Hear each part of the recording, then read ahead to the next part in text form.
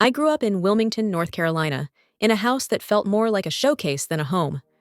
The streets smelled of salt and asphalt, but inside, it was all polished mahogany, gleaming brass, and perfectly measured silence. My name is Sophia Carter. My father, Dr. Richard Carter, ran a sprawling hospital network with the precision of a military commander, and he applied the same rigor at home. To him, life was numbers and outcomes, grades, trophies, accolades. They were the only language he respected. Anything that couldn't be quantified, like my art, my imagination, my voice, was invisible. My mother, Helen, floated through the halls like a pale watercolor. She taught piano to the children of our neighborhood's elite, her hands delicate, her voice soft, apologetic, as if simply taking up space required permission. She never argued. She never confronted my father. And when it came to me, she mostly didn't notice. Then there was Lucas, my older brother, the golden boy. His every movement, every achievement, every award was cataloged, framed, and celebrated. His trophies gleamed on shelves next to debate club gavels, honor society certificates, and pictures of him shaking hands with the city's most prominent figures. He was the living proof that my father's philosophy worked, a walking, breathing ledger of success. And me? I was the shadow in the corner. At dinner, my chair was always slightly apart from the table, 6 inches further than anyone else's. Not quite defiance, not enough to draw attention, just far enough to be noticed only by those who already cared. "Lucas, your pre-med advisor called," Dad would announce, slicing a line through his chicken breast with military precision.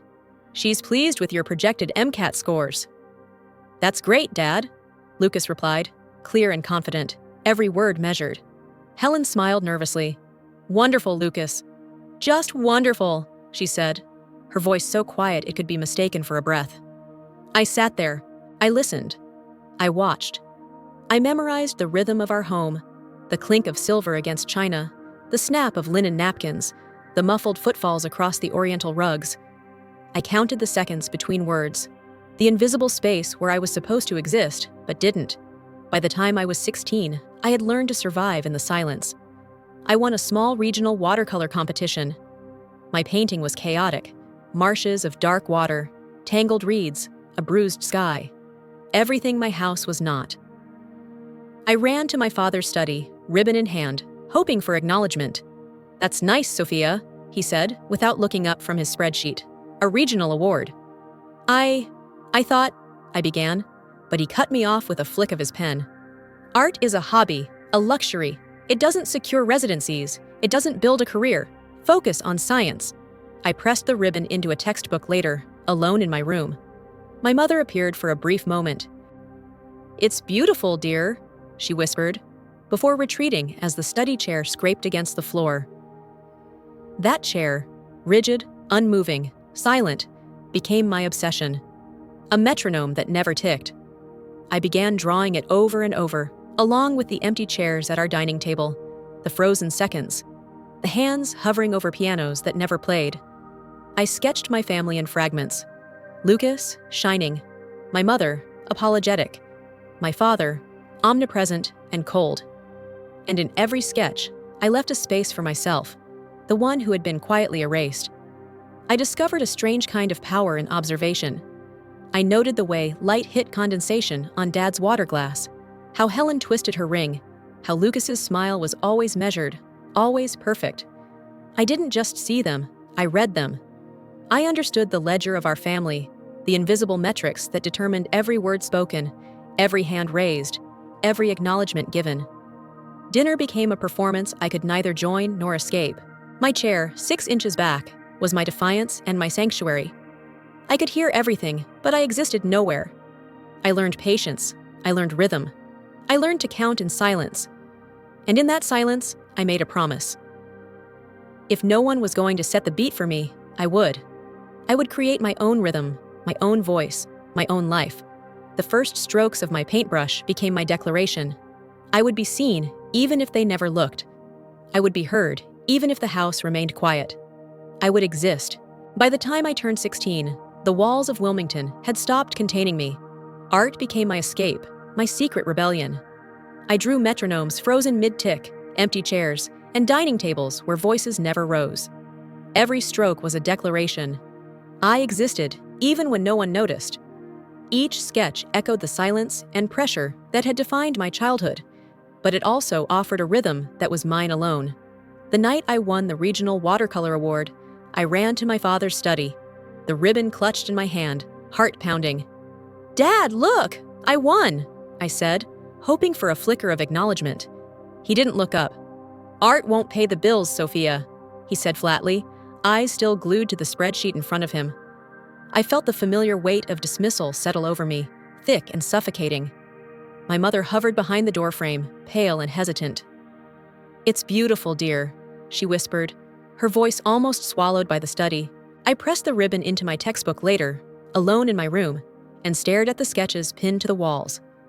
They had become a private symphony of shapes, shadows, and empty spaces. The metronome, silent and waiting, became my compass. I realized then that if no one was going to set the beat for me, I had to create it myself. At 18, I cashed the small savings bond my grandmother had left me. My father had called it financially irresponsible when I mentioned it.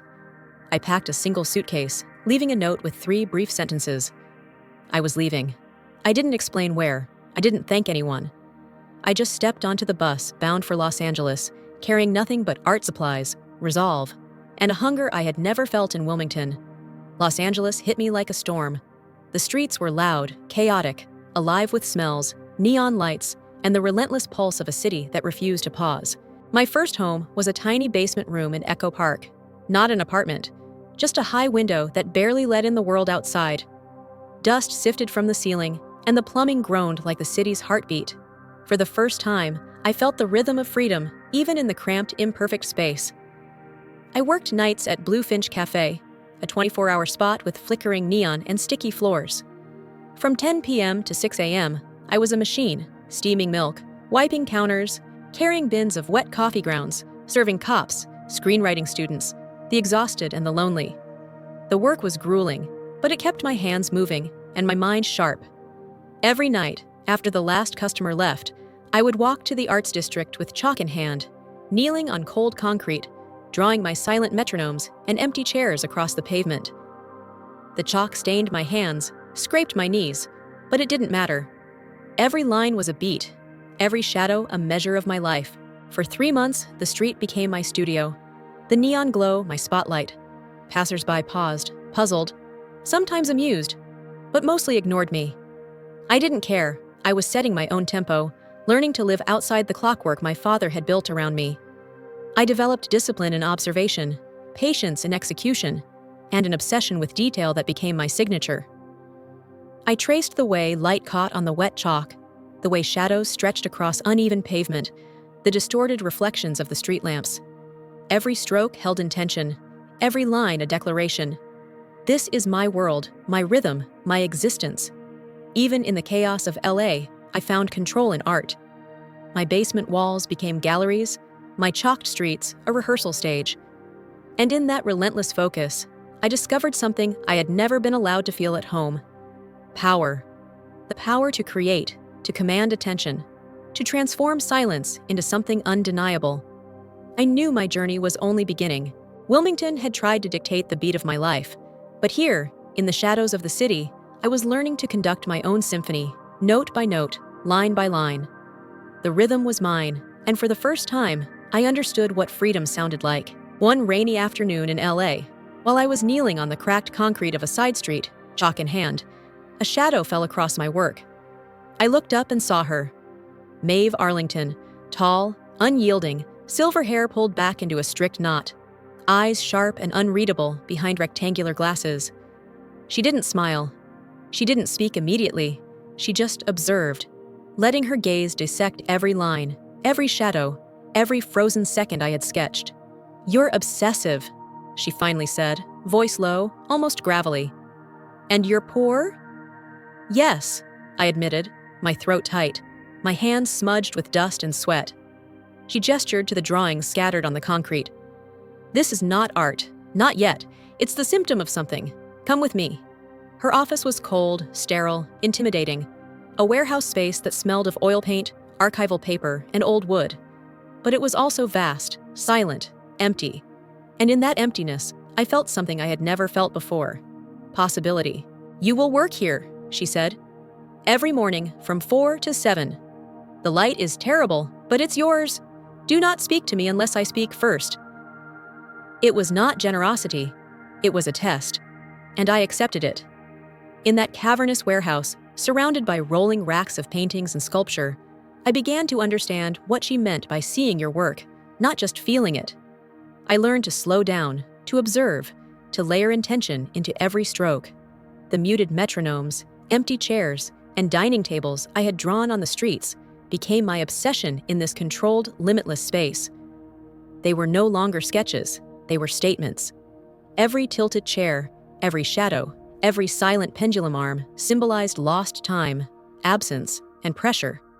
Maeve rarely spoke, but when she did, her words cut through me like scalpel strokes.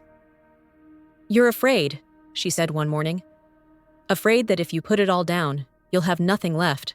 You paint the scar before it's even bled. Stop rushing to heal it. Measure its rhythm."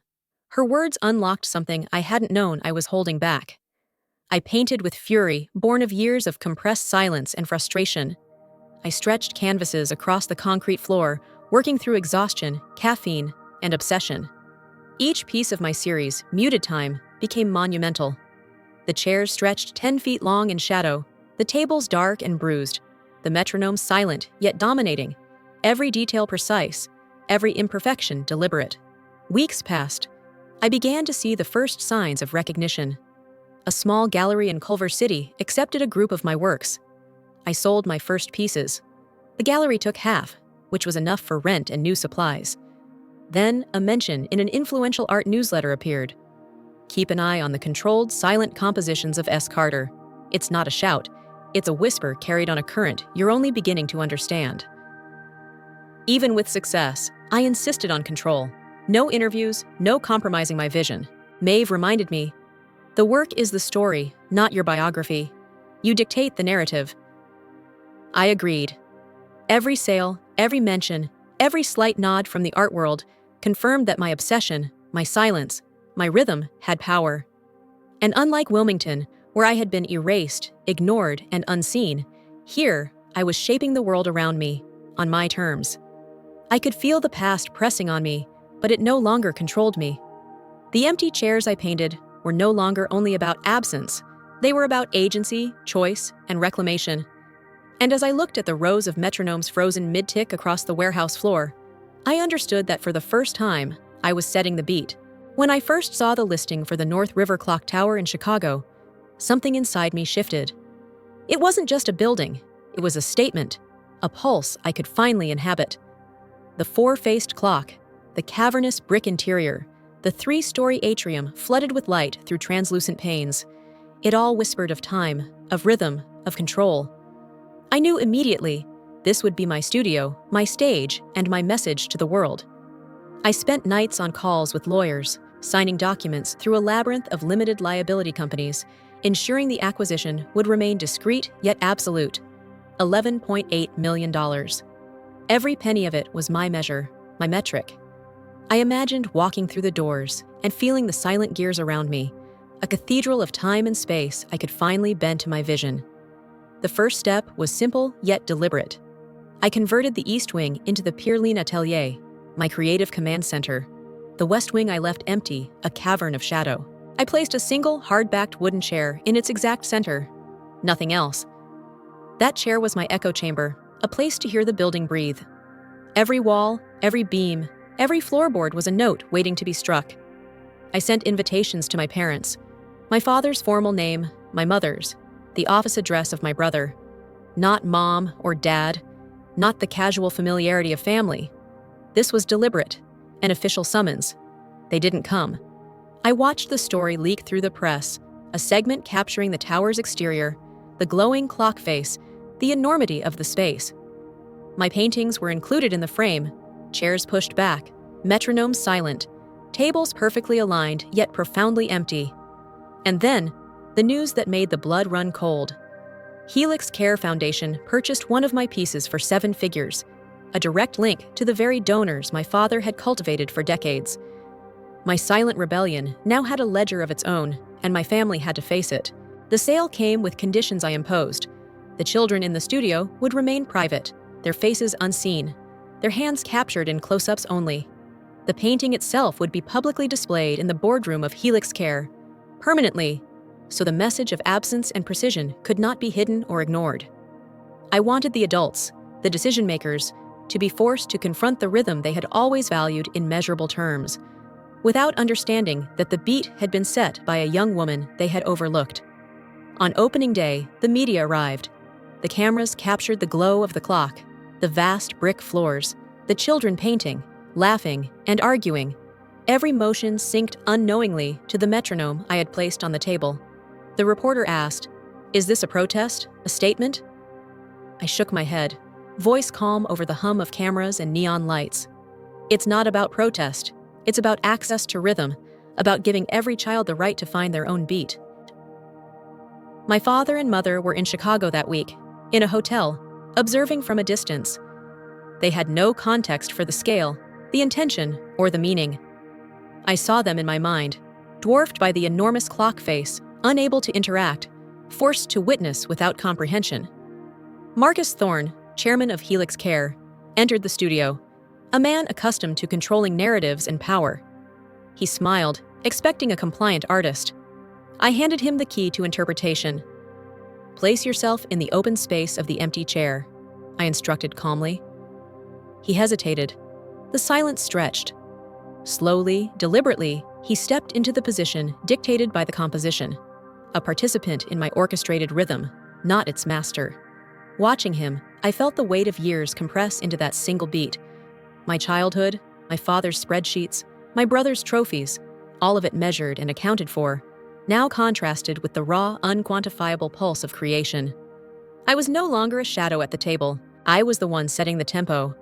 And as the cameras recorded every deliberate movement, every hand on paint, every silent note of the metronome, I realized the true power of the space. The tower, the studio, the children, the painting, the observers. All of it was a single composition, orchestrated entirely on my terms. I had taken what had once been imposed silence and turned it into a message that even the most powerful had to obey, if only for a moment. The day of the exhibition arrived, and the North River Clock Tower hummed with the quiet anticipation I had orchestrated. Every canvas, every metronome, every empty chair was in place. The space was mine, controlled, deliberate. I had invited my family, formally, meticulously, but I knew the choice was theirs. When my father, mother, and Lucas finally entered, they were dwarfed by the vast atrium and the immense clock face behind them. The neon-lit floors reflected the shadows of chairs pushed back, metronomes frozen, tables meticulously aligned, all symbols of years of measured silence and unseen effort. For the first time, they weren't walking into a house of prestige or authority. They were stepping into my rhythm. I gestured toward the original metronome, the mahogany pyramid from my childhood, and my father lifted it carefully, winding the spring. The soft wooden tick echoed across the atrium. It was hesitant, slower than my acrylic metronome, but unmistakable. Then, carefully, my mother and Lucas joined in, each taking a beat, aligning themselves with the rhythm I had set. The silent clock, the metronomes, the empty chairs, all converged into a single complex cadence. For the first time, our family sat together, fully present. No trophies, no spreadsheets, no measured outcomes. Just the shared pulse of understanding and respect, each of us contributing to a rhythm that had once been denied. I realized that the weight of years of performance, judgment, and expectation had finally lifted, replaced by a simple, profound acknowledgement. We were listening. In that same moment, I unveiled the Metronome Fund, a project I had nurtured in secret, now ready to breathe into the world. The fund would provide free studio space, art supplies, and scholarships to children who, like me, needed a place to create, to be heard, to find their own rhythm. The space wasn't about grandeur or wealth. It was about giving every child the chance to set their own tempo, to discover the beat that belonged to them. The gallery was quiet at first, the audience absorbing the scale, the intent, and the quiet defiance in every piece. Then came the applause, slow, deliberate, growing into a wave that filled the atrium. But the most profound sound was the subtle ticking of the metronomes, each beat a reminder that control over one's rhythm is freedom. My father, normally a figure of rigid authority, watched silently, the weight of his own misjudgments and oversight settling around him. I stepped to the center of the space, letting the light fall across my canvases. Art, I said, my voice steady, is not always about being seen. Sometimes, it's about learning to create your own beat when no one else will provide it. And once you find it, it's your choice to share it. I turned to the audience, to my family, to the city beyond the glass. If you followed my journey from Wilmington to this tower, I continued, comment below. Tell me if this story moved you, if you'd like to hear more about how other young women navigated silence, expectation, and pressure to find their own voice.